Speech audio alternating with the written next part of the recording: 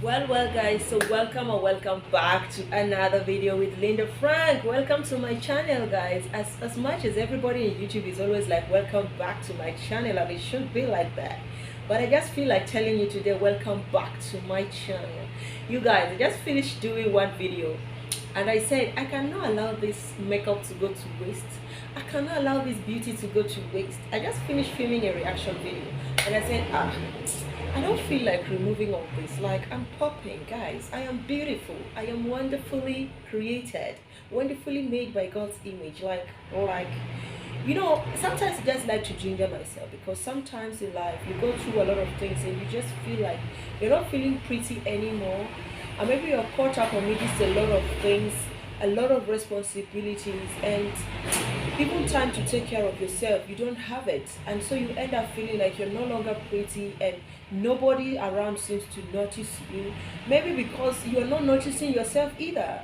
But the moment you start noticing yourself and taking care of yourself, you realize that everybody around you seems to notice you. Okay, so sometimes, just sometimes, ladies in the building, you need to just feel beautiful. Okay, so anyway, welcome back to another video with your host Linda Frank in the house. I am super excited, you guys. You know what, wait, let me just quickly say this one.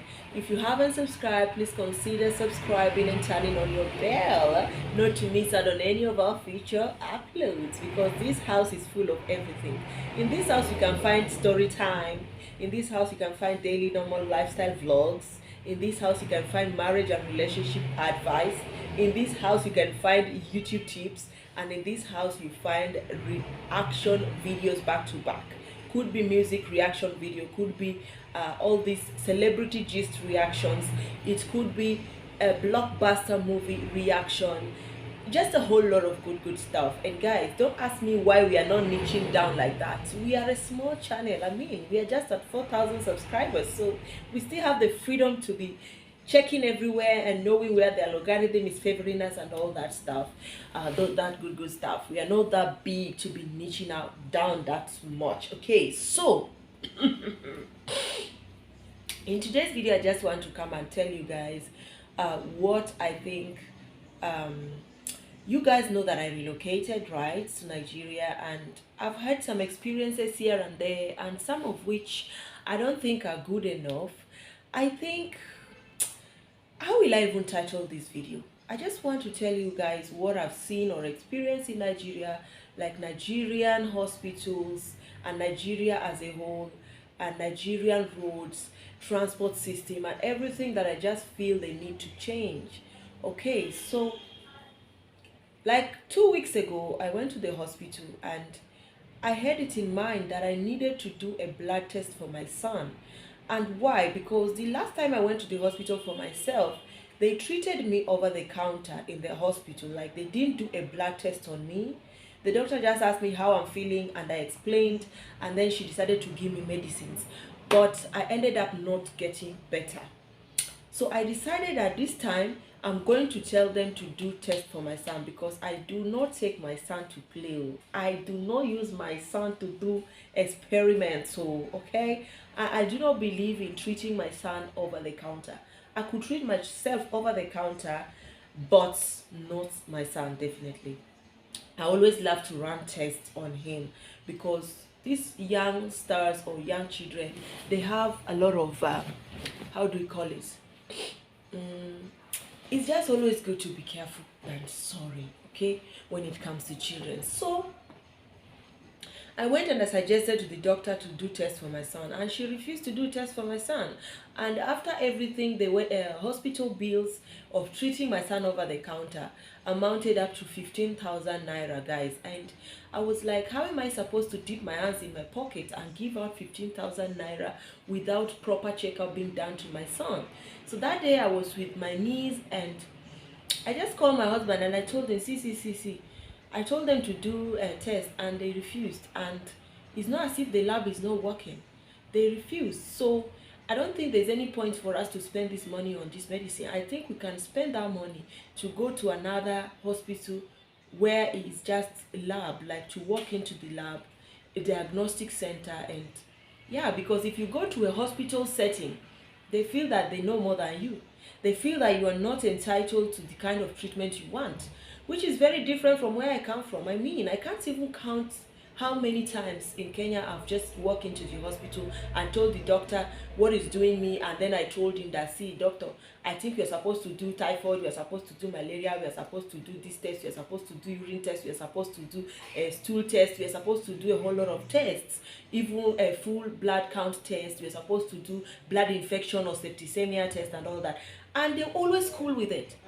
I do not understand why Nigerians are like this. Like, why are they just like, why are Nigerian doctors like that? Why do they feel the need to force their own thoughts on you, to force their own type of treatment on you? Like, is it really okay that you do not have a right to tell your doctor what you think? From where I come from, we believe that you have the right to choose the kind of medication you want to have. Even if they said you're supposed to be blood transfused and in your mind you are not ready for it, tell the doctor that I don't want to be blood transfused, I just want to be given medicines to boost my blood. That's it. So that didn't go down well with me. So at last I went to a diagnostic center where I tested my child, and I noticed that the over-the-counter medicine they wrote for me was malaria medicine. And after doing the test, my son was suffering from typhoid, very strong typhoid and not malaria. That only brings us down to one thing. Assuming I did not go for the test and just decided to pay the 15,000 and gather those medicines to my house, my son would have finished all the medication and still not get better, and will still go back to the hospital. So this is just from me to you guys, as a mother, as a wife, as a woman. Try as much as possible, whenever you are taking your children to hospital, just do tests so that you know what you are treating, so that you are sure of what you are handling. Okay? Another one thing about Nigerians hospitals that I do not like, there's a time I went to the hospital, and on this particular day I had an appointment, and the doctor that told me to come back was not on duty. So I was supposed to see a doctor who is the one who was there at the moment. So when I went, the lady I met, or rather the nurse, she was like, what did I come to do? And I was like, excuse me, the doctor told me that I should come back for dressing. I went to dress my wound. That time I removed my implant, so they plastered it, so it became more of a wound. So I had to go and have dressing done, and she was asking me that, and I was like, the doctor told me that I should come today, and that's why I'm here. So she was attending to me as if I'm forcing her to attend to me. Auntie, I'm not forcing you to attend to me. If the doctor didn't tell me to come, I wouldn't have come, okay? So it's very, very annoying when you have to put all your schedule on hold for this kind of thing, and then you read there to meet attitude. Another attitude I do not like about it is Nigerian doctors, my experience with them. And you guys, when I'm saying Nigerian doctors, don't think that I go to cheap hospitals, or don't think that I go to a hospital where people are not. I go to one of the hospitals that they claim to have one of the best doctors, okay? And I've gone to numerous hospitals ever since I came to Nigeria, like not only one. For me to sit down and do this video, I've gone to several of them, okay? Another thing I do not like so much is when you go to the hospital, like there's a time some months back I went with my son to the hospital, and the reason why they did this test and they did not have malaria, we have treated malaria before. There is a time I took him to the hospital where they gave him malaria medicines over the counter, and they took them, and now malaria was not showing again, so it was typhoid this time, okay? So I went to the hospital. My son was very hot the whole night. I didn't sleep. I go, that one is urgency and emergency, because you guys know that if children's body get too hot, some of them used to have convulsions. So anytime my child's body is hot overnight and I can't sleep, I usually wake up. The very first thing for me to do is go to the hospital, even without taking breakfast or anything, because I just can't afford to risk it, okay? So I went to the hospital, and the doctor that was there on duty was just like, there are 3 doctors on duty. There's one inside the office, you can just see they are locking themselves inside, not doing anything. There's another one that is just gallivanting all over the place. Now he knows what he's looking for. And there's another one that will leave our office to the cashier's office, where they sell buns and mandazis. If you're Kenyan, they sell mandazis over there and sodas over there. If you're Nigerian, they sell minerals and buns, okay? So she will leave her office to go and sit there and be gisting, and she'll be looking at me. And I'm very, very frustrated. And you guys, if you know the kind of temper I have, it's just a weakness I have. I mean, like, I've tried to fight it, but it's not just going. But sometimes I think it's just helping me. Because there are some people that if you don't talk sense into their head, they will not think straight. There are some people that if you're so quiet and calm and collected, they just take advantage of you. So a doctor will leave their room and go and sit somewhere. So there's this one day I was just sitting there and my child's body is hot and the doctor is gisting, and one lady told me that this line has been so, we have been waiting for a long time now, the queue, why is it not going down? And me with my loud mouth, I was just like, this is what I hate about this hospital. Some doctors, they will just be sitting down and be gisting and people are waiting on the queue. What kind of nonsense is this? Though she stayed like some 5 more minutes to show herself that she's not the one we are talking about. But last she went back in and she called me right next after that. I mean, what's that? It's very, very annoying. Okay? It's very annoying. And I think in Kenya where you can see all those kind of nonsense is in a public hospital setting where they're treating you for free. You're not paying anything. But guys, in Nigeria, even a public hospital, you are paying. There's nothing like free here, okay? So that's another thing I do not like. Okay, the another thing I do not like in Nigeria is the setting of public schools. Like guys, how do I explain to you that a public school student strolls in school at 9 o'clock? You guys, I'm not lying because my house is very close to the road and there's a public school close to my house, and those children stroll past my gate to school. A public school student will be strolling, walking majestically like they have arrived already. Past 8:30 going to 9 o'clock is when they are going to school. In my country, you can't see that. With all due respect, I'm not trying to bash your country, but in my country, you can't see that. And you know that in this country, a lot of things are wrong, and nobody wants to say it. Maybe because a lot of Nigerians have loud mouth, a lot of Nigerians have coconut head, a lot of Nigerians will swear by their life and they will insult you and insult your mother and your generation for saying the truth. Maybe that's why people don't say it. But when you say it, they know. Somewhere in their heart, deep down, they know that you're saying the truth. But for some reason, for some weird reason, they just don't want to acknowledge it.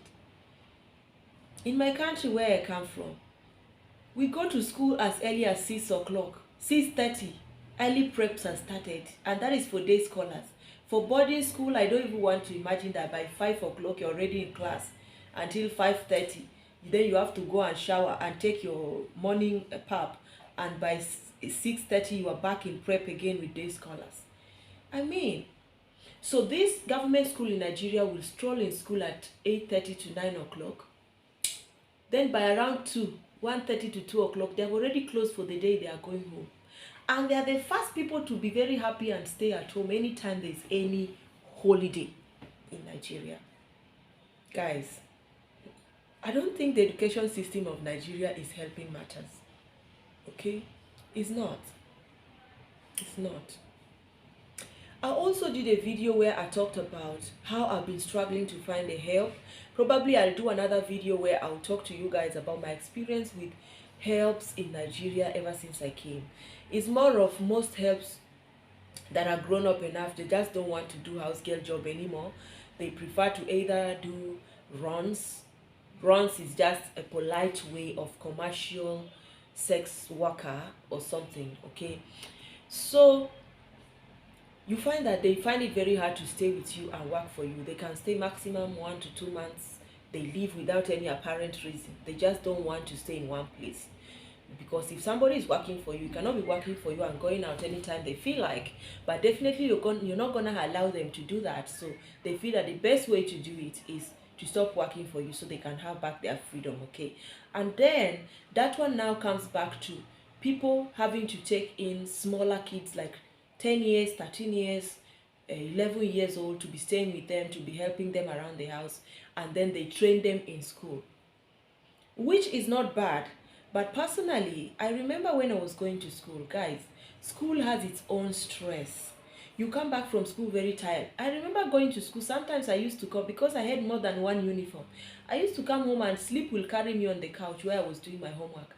And I would just wake up in the morning and realize that I'm still in my uniform.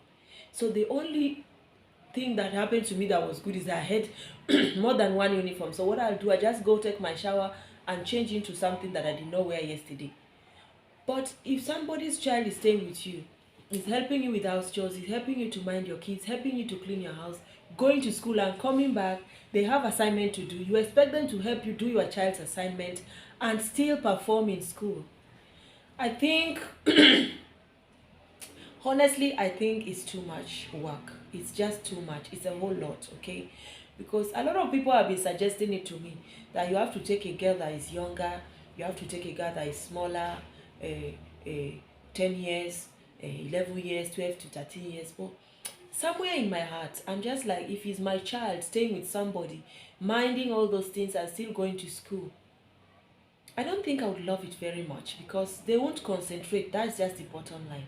Okay, so these are just some of the things I find very weird in Nigeria. Because in my country, you cannot put that kind of child to be taking care of your chores. They will come and arrest you. Any Kenyan in the house, comment down below, they will arrest you. They will say that it's you that is using another person's child for child labor. They don't allow people's children small like that. In my country, that's why we have what we call house help bureau. House help bureau is where you will go. They are selling house help there, and the house helps there are 18 years plus. So if you want a house girl, you go and register with the bureau. Then they give you a girl to be working for you, and you'll be paying the girl. Depending on how you people agree, you can be paying the girl or you can be paying the bureau. Then the girl goes to pick a salary from the bureau. Anyhow you people want, you can do it. And I think that's the best thing that I would suggest that Nigerians have to try and do. And then another thing I do not like is when you're traveling, like the last time I was traveling to my husband's village, you guys, the kind of corruption in the roads. So it so happened that the driver whose car we entered was not giving them bribe. He was just greeting the police and passing. So it's like those police called the other police in our front. So before we could get to my village, like 1 hour or 45 minutes drive remaining to get to the village where we were going to, the police stopped us and they started making problem. And if you check, there's not actually the reason why they're making problem. Is just simply because the driver whose van we entered was not giving them tips on our way going. So could you believe that they brought everybody down, opened the boot, everybody was opening their luggage down just to frustrate all of us because they did not give them a tip. All those small change they collect along the road. It's very bad. Nigerian government has to really try and do something about that. Because from where I come from, they cannot put you down and start checking people's loads. Yes, they will check people's ID identification numbers to know who and who is in the car, you know. But this one, we had to practically open our bag. I remember I was traveling to the village. Guys, when you are going to your village, you don't carry things, you don't carry things because it's from the village that they have things to give you to bring back to the city. So in my bag, there were just pants, bras, towels, bathing sponge, toothpaste, toothbrush, my clothes, my baby's clothes, our shoes, our sandals, all those nyama things, and they were forcing me to open it. So what I did, I just went and opened my suitcase with the zip. I put everything in front of the police. He was so embarrassed. He just told me, okay, madam. Because what did you want to see? I mean, when you told me to open it, I told you we are traveling to our village. What else did you expect to find inside my bag? I don't understand. Did you expect a charm or something? Anyway, guys, so these are some of the things that I find so weird in Nigeria, and I just wish with all my heart that Nigerian government could do something about it real quick. This, I could go on and on about everything, but I won't make this video longer than this. Thank you so much for your patience, for staying with me to the end of this video. It's Linda Frank as always, and if you haven't subscribed, please subscribe to your baby mama's channel, okay? I'll see you guys in my next. Bye. Bye-bye.